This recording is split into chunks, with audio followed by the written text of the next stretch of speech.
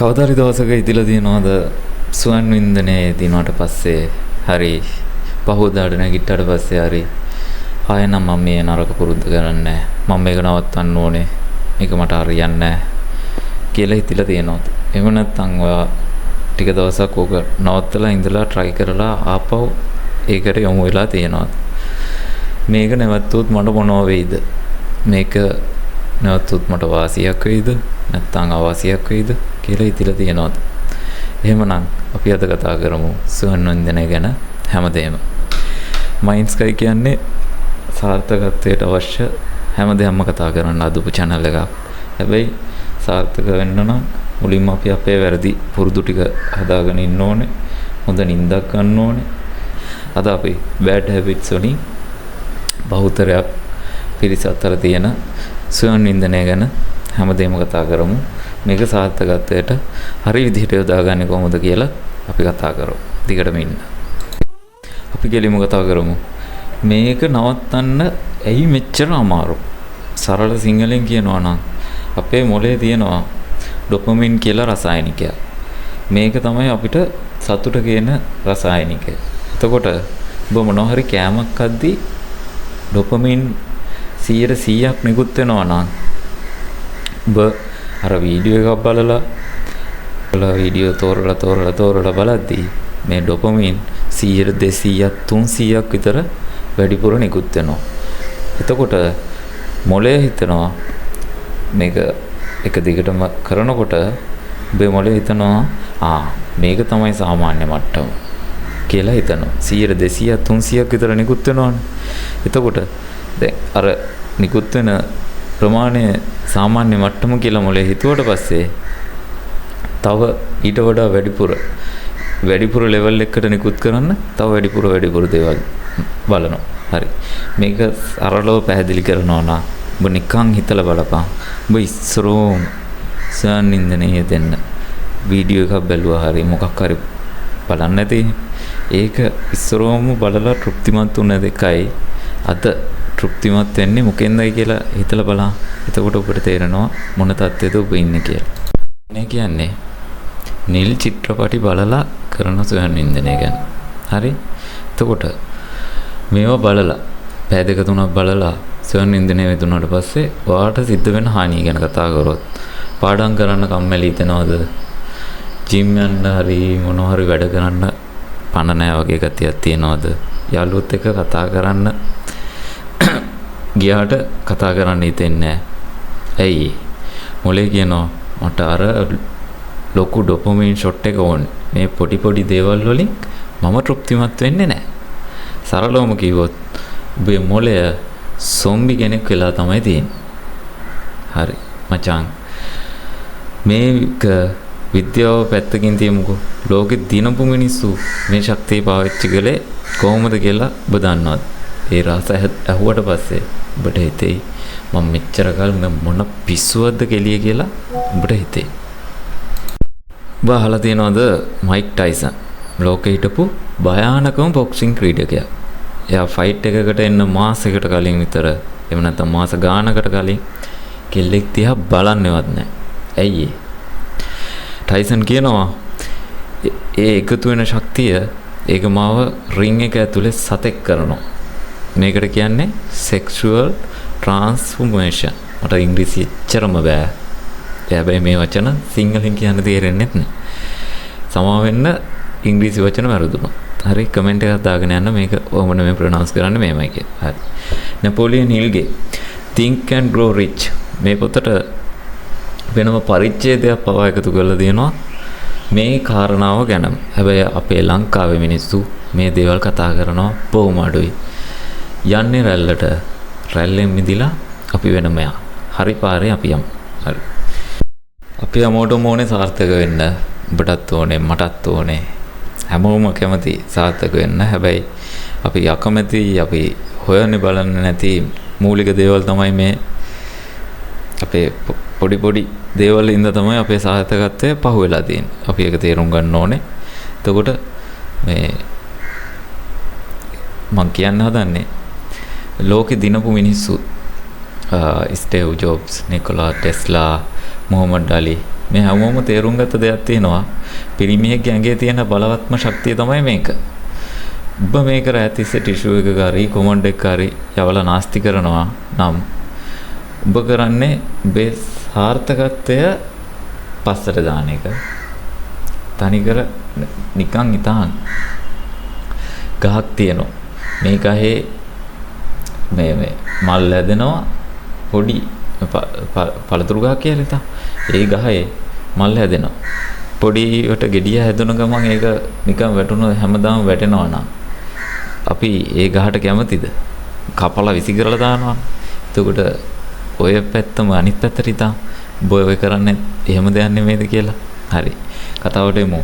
මේ මිනිස්සු සාර්ථක ජීවිතය සාර්ථක කරගත්ත මිනිස්සු මේ ශක්තිය දෙව්වේ නිර්මාණශීලී වෙන්න. බිස්නස් හදන්න, ලෝකෙ වෙනස් කරන්න. දැන් ඔබ හිතනවා නම් අපෝ මට මේ බිලියනපතියෙක් වෙන්න ඕනේ නැහැ, කෝටිපතියෙක් වෙන්න ඕනේ නැහැ, එහෙම ඕනේ නැහැ මට කියලා හිතනවා නම් හරි. ඒව පැත්තකින් දියමුකෝ. හැබැයි ඔබට කවදා හරි ඕනේ නේ ලස්සන පවුලක් ඕනේ.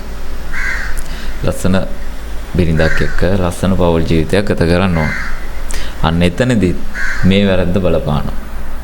එහෙනම් අපි ඊළඟට කතා කරමු අනාගත බිරිඳට මේ අද අපි කරන වැරදි පුරුද්දෙන් මොනවා වෙයිද කියලා. අනාගත බිරිඳට මේ අද කරන වැරදි පුරුද්දෙන් මොන වගේ හානියක් වෙයිද? අනාගත පෞල් ජීවිතයට මොන වගේ බලපෑමක් වෙයිද කියලා කතා කරන්න කලින් චූටි දෙයක් මතක් කරන්නම්. channel එකේ community එක open තියෙන්නේ. ඕන කෙනෙකුට ඕන අදහසක් ලියන්න පුළුවන්. මම ඔයාලත් එක්ක බොහොම සුවදව කතා කරනවා. ඉතින් ඔයාලා මාත් එක්ක අදහස් කතා කරන්න, ඔයාලගේ අදහස් කියන්න, මගේ වැරදි අඩුපාඩු කියලා දෙන්න. ඊළඟට තව කෙනෙකුට ඔයාගේ අදහසක් තියෙනවා නම් මම කතා කරන දේවල් හරි ඊට අමතරව මිනිස්සෙක්ගේ සාර්ථකත්වය වෙනුවෙන් කතා කළ යුතු මොනවා හරි වෙනම අදහසක් තියෙනවා නම් ඒ කැමති දෙයක් ඔයාලට කමෙන්ට් කරන්න පුළුවන්. නැත්නම් කමියුනිටි එකේ ඔයාලගේ පෝස්ට් එකක් විදිහට පළ කරන්න පුළුවන්. ඒ දේවල් කරන්න අපි එකතු වෙලා මේ channel එක මම ටාගට් කරන්නේ ලංකාවෙම 100%යි. ඒ 100% අද හැදෙයිද, හෙට හැදෙයිද, අවුරුදු ගානකින් හැදෙයිද, හැදෙන්නේ නැති වේද කියලා මම දන්නෙත් නැහැ. හැබැයි මම මිනිසුන්ගේ සාර්ථකත්වය වෙනුවෙන් කතා කළ යුතු දේවල් මූලික පදනමේ ඉඳන් කතා කරගෙන යනවා. අපි එකතු වෙලා ජීවිතේ සාර්ථක කරලා සාර්ථක කරගෙන අපි දවසක හම්බෙමු. හරි. මම කතා කරගෙන ආවේ මේ වැරදි පුරුද්ද සුවන් වින්දනය අනාගත විරින්දට පෞල් ජීවිතයට කොහොම බලපායිද කියලා පසුබිමින් එක එක සද්ද ඇහෙනවා. ඒව ගැන ගණන් ගන්න එපා. මේ කතා කරන කාරණාවට අවධානය දෙන්න. හරි. මේ කතාව ගොඩක් සංවේදී කතාවක්. හැබැයි බහුතරයක් කතා නොකරුවාට තම තමුන්ගේ අදහස් වලට තට්ටු කරලා බැලුවොත්, ටිකක් හොඳට හොයලා බැලුවොත් මේ තත්ත්වය ලංකාවෙත් දැන් වැඩි වෙලා තියෙනවා. පිට රටත් විදේශ රටවලත් මේ තත්ත්වය එන්නෙන්නම වැඩි වෙලා තියෙනවා. මේකට කියන්නේ ගොඩාක් ලංකාවේ කොල්ලෝ සහ ලෝකේ පිරිමි පාර්ශ්වය වැඩිපුරම විඳවන ප්‍රධාන වෛද්‍ය ගැටලුවක් මේක. මේකට කියන්නේ PIED කියලා. ඒකේ තේරුම ඩෙෆිනිෂන් එක ඔයාලා චුට්ටක් සර්ච් කරලා බලන්න. මම උගන්වනව නෙමෙයි. මම ඔයාලත් එක්ක මේ බොහෝම මේ සමගියෙන් හිතවත්කමෙන් කතා කරනවා. අපේ ජීවිතය සාර්ථක කරගන්න ඕනේ. සාර්ථක කරගන්න සාර්ථකත්වයේ මාර්ගය අහුරලා තියෙන ප්‍රධාන කාරණාවක් ඔයාලත් එක්ක යාළුවෙක් වගේ කතා කරගෙන යනවා. ඉතින් ඔයාලගේ අදහස් මාත් එක්ක කතා කරනවා වගේ කමෙන්ට් කරන්න. ඒ හැම කමෙන්ට් එකකටම මම පිළිතුරු ලියනවා. හරි. එතකොට දැන් බලන්න, හිතලා බලන්න ඔයා මොකද මේ ගැටලුව කියලා අපි කතා කරමු චුට්ටක්. ඔයාගේ වෙඩින් එක දවසේ, මංගල රාත්‍රිය දවසේ ඔයාගේ හිතට කිසිම හැඟීමක් එන්නේ නැත්තම්, ඔයාගේ ඇඟ වැඩ කරන්නේ නැත්තම්, ඔයාගේ අනෙත් පාර්ශවයට බිරිඳට ගෑන් ළමයට මොන වගේ හැඟීමක් දැනේද? ඔයා කොයි වගේ අසරණ තත්වයකටපත් වෙයිද ඒ වෙලාවට?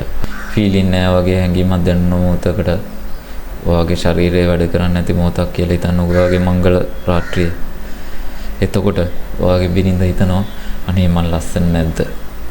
මගේ ඇඟේ වැරද්දක්ද? නැත්තම් මගේ අතින් මොන හරි වැරද්දක් වෙලාද මේ මිනිස්සයා මේ මෙහෙම ඉන්නේ කියලා. හැබැයි එහෙම නෙමෙයි. ඔයා හොඳටම දන්නවා ඔයා ඔය තත්ත්වෙන් ඉන්නේ එයාගේ වැරද්දක් හින්දා නෙමෙයි. හේතුව ඔයා දීර්ඝ කාලයක් තිස්සේ ලොකු පික්සල් ප්‍රමාණයක් තියෙන අසාමාන්‍ය ලිංගික හැසිරීම් බලලා ඔයාගේ මොළයට ඩොපමින් දීලා තියෙන්නේ ලොකු ලෙවල් එකකින් වෙනස් විදිහේ අත්දැකීම් එක්ක. එතකොට සාමාන්‍ය මිනිස්සෙක් ඔයාගේ ළඟ හිටියට ඔයාගේ මොළයට ඒක ගානක්වත් නැහැ. ඒක දැනෙන්නේවත් නැහැ. එතකොට තමයි ඔයාගේ ඇඟවත්, ඔයාගේ හිතවත්, ඔයාගේ මොළයවත් ඔයාගේ බිරිඳගෙන් තෘප්තිමත් වෙන්නේ නැත්තේ. එහෙම මොහොතක් ආවොත් ඔයා මොකද කරන්නේ? අප්පට සිරි මම මේ මොන වැරද්දක්ද කරේ කියලා දැන් ඔයාලට හිතෙනවා ඇති. මේක ආද්දිත් බය හිතෙනවා. මේ වීඩියෝ එකට අදාළ කරුණු කාරණා හිත හොයද්දී මේ මටත් ගොඩක්ම කතා කරන්න ඕනි වුණ කාරණාවක් තමයි මේක. අපි මේක ගැන කතා කරමු. මේකට මොනවද තියෙන විසඳුම් කියලා අපි ටිකක් හොයලා බලමු. මේ වීඩියෝ එකේ ප්‍රශ්නෙට හේතුව විසඳුම් හැමදේම තියෙනවා. ඒ හින්දා අන්තිම මොහොත වෙනකන් දිගටම ඉන්න. ඉක්මනට කතා කරමු අපි. ප්‍රශ්නේ දන්නවා. ප්‍රශ්නේ දුරදිග ගියොත් සිද්ධ වෙන්නේ මොනවද කියලා දන්නවා. එහෙනම් දැන් අපි කතා කරන්න ඕනේ මේක නවත්තන්නේ කොහොමද? මේක නැවතුවම අපිට මොනවද ලැබෙන වාසියක් ලැබෙනවද අවාසියක් වෙනවද කියලා අපි කතා කරන්න ඕනේ. හිතන ගන්න ඕනේ. හරි.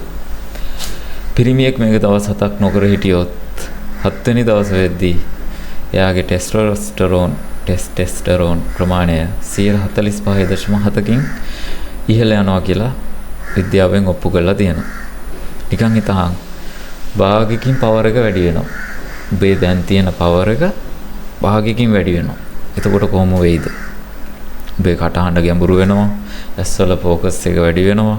මූණට අමුතු එළියක් එනවා. එහෙම වුණාම එන ලයින් එක ගැන මම කියන්න යන්නේ නැහැ.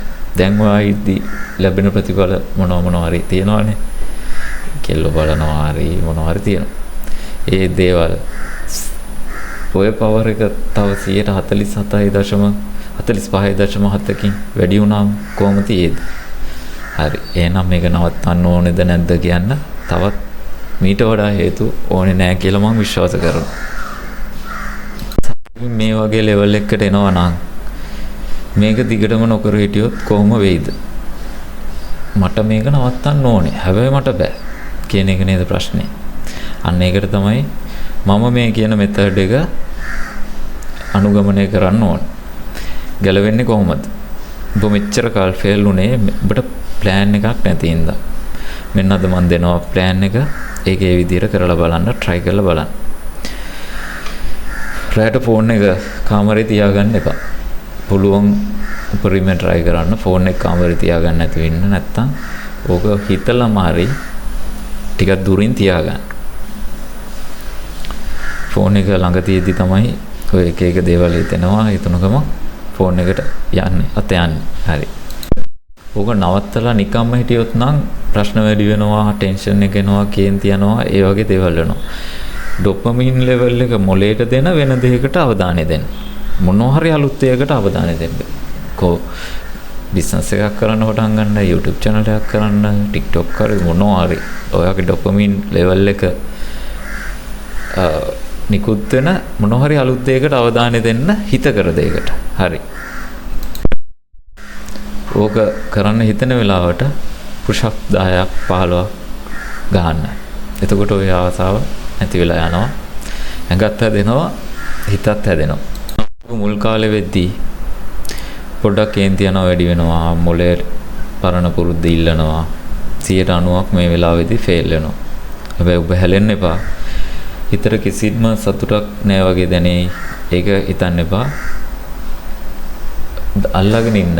අල්ලන් හිටියොත් ලොකු ප්‍රතිඵලයක් ගන්න පුළුවන්.